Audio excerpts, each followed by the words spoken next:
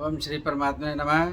मैं प्रोफेसर हरिहृदय अवस्थी अपने परम पूज्य गुरु जी पंडित भगवत शरण शुक्ल वेद मूर्ति तपोनिष्ठ गीता उपनिषद वेद और पुराण के मर्मज्ञ के साथ में आप सभी का अवस्थी आयुर्वेद एनाटमी योग एंड स्पिरिचुअलिटी चैनल पर हार्दिक स्वागत करता हूँ। गुरु जी गीता पर अपना प्रवचन कर रहे हैं और हम लोग 12वें अध्याय के 13वें और 14वें श्लोक में हैं, जिसमें भगवान बता रहे हैं कि जो भक्त है वो द्वेष रहित होकर सभी भूतों में जब द्वेष रहित रहता है और मैत्री भाव से परिपूर्ण रहता है, तो वो लक्षणों का वर्णन कर रहे हैं। तो गुरु जी उसका विशद वर्णन करेंगे और विश्लेषण करेंगे, जिससे हम लोग को परमात्मा का ज्ञान हो सके, परम तत्व का ज्ञान हो सके। तो हम लोग चलते हैं अपने पूज्य गुरु जी की ओर। त्वमेव माता च पिता त्वमेव बन्धुश्च सखा त्वमेव विद्या द्रविणं त्वमेव सर्वं मम देव देव। कृष्णाय वासुदेवाय हरे परमात्मने प्रणतक्लेशनाशाय गोविंदाय नमो नमः। इस चैनल से संबद्ध सभी विद्वद्गण, सभी जिज्ञासु छात्रवृंद, सहृदय सज्जनगण एवं इस चैनल के संस्थापक तथा प्रबंधक आचार्य हरिहृदय अवस्थी जी, हम लोग इस गीता ज्ञान यज्ञ में भक्ति योग नामक 12 अध्याय पर विचार कर रहे हैं, जिसमें इस अध्याय के 13वें और 14वें श्लोकों पर हम लोग चर्चा करेंगे। अभी तक भगवान ने भक्तों के उनकी योग्यता के आधार पर उनकी श्रेणियां बताई, और इसके बाद भगवान ने यह बतलाया कि जितने भी पक्ष भक्ति के हैं उनमें सर्वसुलभ और जिसके द्वारा शांति प्रत्येक व्यक्ति को प्राप्त हो सकती है, वो है कर्म फल त्याग। वो उन्होंने बतलाया, ध्यानात् कर्म फल त्यागात् शांतिरनंतरम्। त्याग को विशेष रूप से बताया। अब 13वें और 14वें श्लोक में भक्तों की क्या योग्यता रहेगी तो वो भगवान के प्रिय हो सकते हैं। ये प्रश्न हो सकता है, ऐसा हम क्या करें कि भगवान हमें चाहे। हम तो भगवान को चाहते ही हैं, भगवान हमें चाहे, भगवान को हम प्रिय लगे। जैसा कोई हमारा अत्यंत स्नेही होता है तो हम उससे अपेक्षा करते हैं कि उसके ऐसे कार्य हों जो हमें खूब अच्छे लगे। तो भक्त के ऐसे कौन से लक्षण हैं जिसके कारण वह भगवान का अत्यंत प्रिय बन जाता है। भगवान ने कहा कि उसकी जो योग्यता है वो योग्यता है सर्वभूत स्नेह भावना। प्रत्येक प्राणी के प्रति जिसकी स्नेह बुद्धि हो, ऐसा उसको होना चाहिए।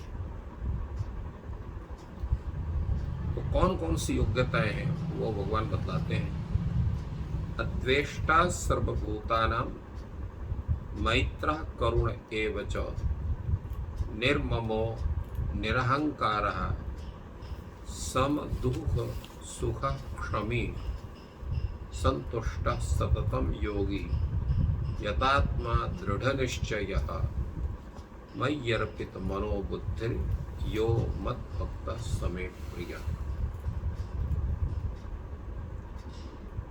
ये उत्तम एक सज्जन में ये गुण होना चाहिए, जिसके कारण इन गुणों के रहने से वह व्यक्ति, वह भक्त भगवान का अत्यंत प्रिय होता है। सबसे पहले क्या होना चाहिए? जो सर्वाधिक तद विपरीत देखा जाता है। तद विपरीत क्या है? विपरीत ये देखा जाता है कि हम जितने प्राणी संसार में हैं, जिनसे हमारा स्वार्थ सिद्ध होता है, उनसे तो हम प्रेम करते हैं। जिनसे स्वार्थ भी नहीं सिद्ध होता है, कोई हमको खतरा भी नहीं है, तो उनके प्रति हम उदासीन रहते हैं। और जिनसे स्वार्थ भी सिद्ध नहीं होता है, खतरा भी रहता है, उनके प्रति द्वेष भावना होती है। भगवान कहते हैं कि संपूर्ण प्राणियों के प्रति आपकी अद्वेष भावना होनी चाहिए। अद्वेष्टा सर्वभूतानां, किसी के प्रति द्वेष आपको नहीं होना चाहिए। तो क्या होना चाहिए? मैत्रः, मित्र भाव होना चाहिए। सबके प्रति आपका जो है मित्र भाव हो। मित्र भाव का तात्पर्य क्या है? निस्वार्थ मित्र भाव। ये नहीं कि इससे हमारा कार्य सिद्ध हो इसलिए से मित्रता करते हैं, स्वार्थ जब सिद्ध हो जाएगा तो वो सामान्य हो जाएगा, ऐसा नहीं। केवल मित्र भाव, मैत्र। और दूसरा है करुण एवच, करुणता। कारुण्यता क्या है? हमारा जब किसी से स्वार्थ सिद्ध होता है और वो दुखी है तो उसका हम परोपकार कर देते हैं। इसका परोपकार किए हैं तो कल जरूरत पड़ेगी तो ये भी हमारा उपकार करेगा। ये दयालुता नहीं है। दयालुता वो है, करुणता वो है, आपका कोई स्वार्थ नहीं है, परंतु उसको दुखी देखते हैं तो उसके प्रति आप अपना उसकी सहायता है या कोई भी जो उसकी आवश्यकता है उसको आप उपलब्ध कराते हैं। तो ऐसा प्राणी मात्र के प्रति होना चाहिए। यह नहीं केवल मनुष्य के प्रति हो या अपने पालतू पशु उनके प्रति हो, प्रत्येक प्राणी मात्र के प्रति कारुण्य भावना होना चाहिए। बड़ा मुश्किल है ऐसा होना, क्योंकि हम मान लीजिए कि मनुष्यों के प्रति कर पाते हैं, कुछ पशुओं के प्रति कर पाते हैं, परंतु कुछ ऐसे जीव हैं जिनसे हमें खतरा होता है, उनके प्रति करुणता नहीं होती है। अगर वो मर रहे होते हैं तो कहें मर जाए कम से कम, इतने कुछ लोगों को इससे कष्ट नहीं होगा, ऐसी भावनाएं भी होती है। तो वहां पर भी करुणता होना चाहिए। अगला है निर्ममः, किसी के प्रति आपकी ममता नहीं होना चाहिए। ममता होने का मतलब क्या है? ममता से भी हम अनेक प्रकार के अपकर्म करते हैं। ममता क्या है? राग, किसी के प्रति राग होना, अत्यधिक स्नेह होना। स्नेह के बस से होकर के ही हम कुछ पाप कर्म भी करते हैं, कभी भाई के लिए, कभी पुत्र के लिए, कभी किसी के लिए, कभी मित्र के लिए। कुछ गलत भी करना होता है तो उनके स्वार्थ सिद्धि के लिए कर देते हैं। तो ऐसा नहीं होना। निर्ममः, किसी के प्रति आपका राग नहीं। स्नेह होना और राग में अंतर है। राग में आसक्ति होती है, स्नेह में आसक्ति नहीं होती, केवल उसके प्रति सद्भावना बनती है। और निरहंकार, अहंकार रहित होना। मैं ही ऐसा कर सकता हूँ, मैं नहीं होगा तो ये काम सिद्ध नहीं होगा, मुझसे बढ़कर कोई नहीं है, मैं ही सब कुछ हूं, यह मेरा ही है आदि। जो अहंकार के जितने स्वरूप हैं उनका त्याग होना चाहिए। उसे प्रभु की इच्छा को प्रबल बना देने। जो कुछ करते हैं भगवान करते हैं, हमको भी भगवान ने बनाया, हमको भी भगवान ने सद्बुद्धि दी, इसलिए हम कुछ कर पा रहे हैं। भगवान की प्रेरणा से इस काम को हम कर रहे हैं, भगवान की प्रेरणा से ये कर रहे हैं। तो अपने के जगह भगवान को हम जब आगे कर देते हैं तो निरहंकारता हमारी सिद्ध होती है। दूसरा, समदुख सुखः, सुख और दुख में समान स्थिति होना। बहुत सुख हुआ, सुख की अवस्था प्राप्त हुई तो हम थोड़ा सा दूसरी अवस्था में हो गए, सब कुछ भुला दिया। और दुख की अवस्था हो गई तो अत्यंत दीन हो गए। तो दोनों अवस्थाओं में समान होना चाहिए, न अत्यंत सुख की अवस्था में बहुत ज्यादा अपने को आत्मविस्मृत करना चाहिए और ना ही दुख के अवस्था में बहुत व्याकुल होना चाहिए।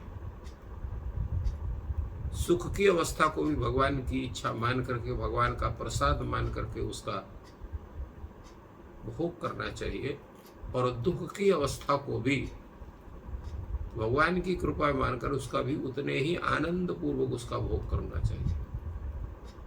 श्रीमद् भागवत में कथा आती है कि जब भगवान इंद्रप्रस्थ से द्वारिका के लिए प्रस्थान करने लगे तो अपनी बुआ से, कुंती से कहते हैं कि बुआ कुछ वरदान मांगो हमसे। तो कहती है कि विपदा संतु में कृष्ण तत्र तत्र जगत गुरु, कहते मुझे विपत्ति दीजिए। भगवान बड़े आश्चर्य में पड़ गए कि संसार के जितने मनुष्य हैं वो तो अनेक प्रकार का ऐश्वर्य मांगते हैं, सुख होने की कुछ न कुछ कामना करते हैं, इन्होंने विपत्ति को क्यों मांगा? तो कहते हैं कि विपत्ति में होने पर भगवान का स्मरण सतत बनता है। तो इसलिए कुंती ने भगवान से विपत्ति को मांगा। तात्पर्य क्या है कि जो भक्त का मुख्य लक्षण यही है कि सुख को भी भगवान की कृपा समझे और दुख को भी भगवान की कृपा समझे। जब हमें दुख भी भगवान की कृपा लगने लगे, सुख भी भगवान की कृपा लगे तो जान लेना चाहिए हम भगवान के प्रिय हो रहे हैं। और क्षमाशीलता सबसे अपराध होते हैं।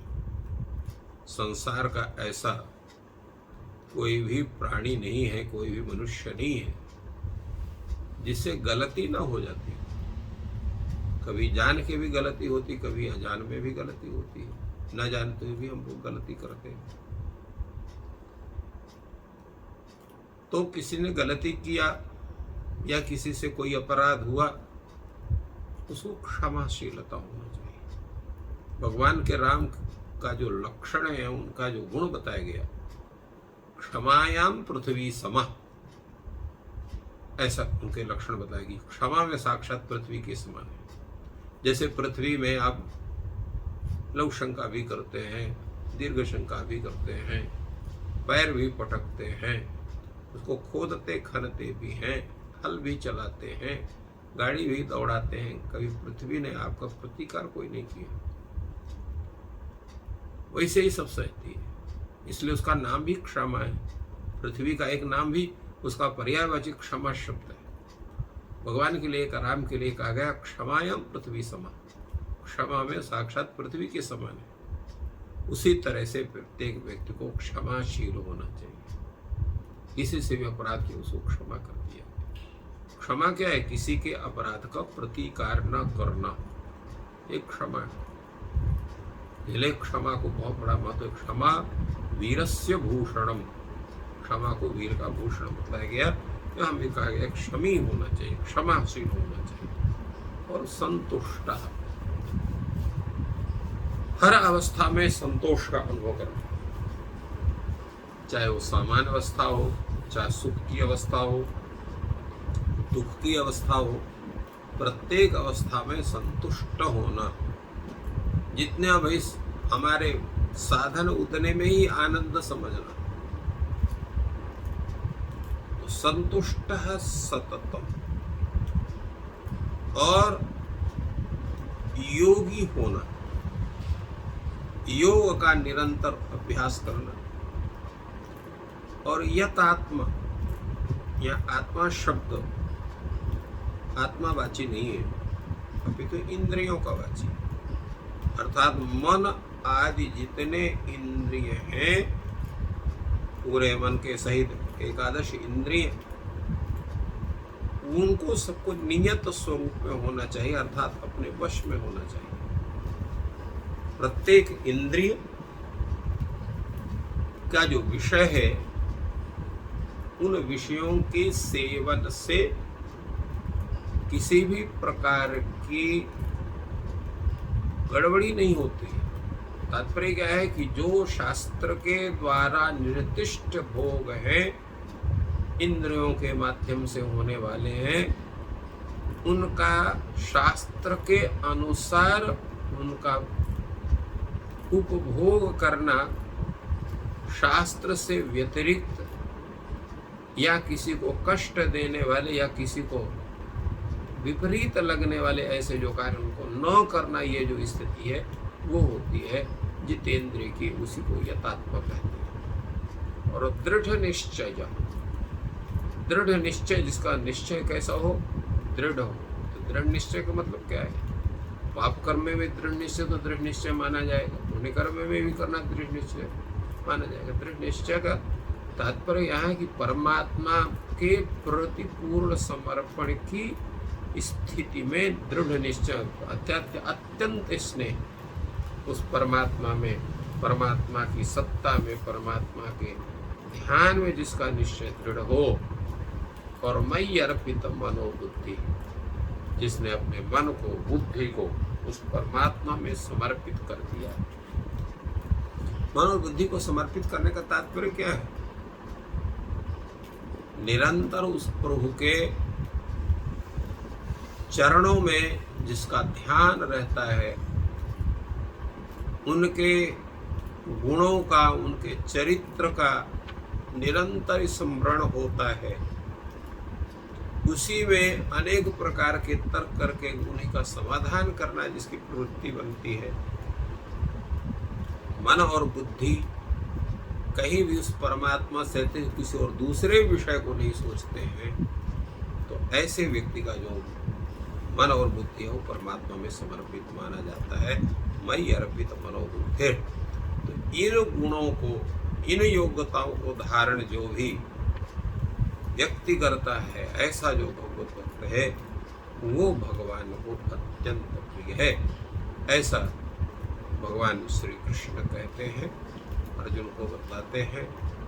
और ये भक्त का लक्षण है, जैसे अभी पूर्व में कई बार बताया गया और रामायण में आया है, निज प्रभु मैं देखहि जगत कहीं सन करहि विरोध का तात्पर्य वही है। ये एक ही लक्षण में ये सभी लक्षण एक साथ संपूर्ण उपस्थित होते हैं। तो ये जितने भी योग्यताएं बतलाई गई हैं, वो जिस व्यक्ति में ये संपूर्ण योग्यताएं आ जाती हैं, ऐसा व्यक्ति वो भगवान श्री कृष्ण का, परमात्मा का अत्यंत प्रिय होता है, और वही अपने को भक्त कहलाने का है। इस प्रकार गुरु जी ने ज्ञान वर्षा की और उससे हम सभी लाभान्वित हुए, और भक्त के विभिन्न स्वरूपों के लक्षणों को गुरु जी ने व्यक्त किया, और जिससे कि हम सभी को परमात्मा प्राप्त हो सकें, ये लाभ आप सभी को पहुँचे और आपके परिजनों, मित्रों तक भी पहुँचे। इसके लिए वीडियो को लाइक और शेयर करें। ईश्वर आपकी सहायता करें। धन्यवाद।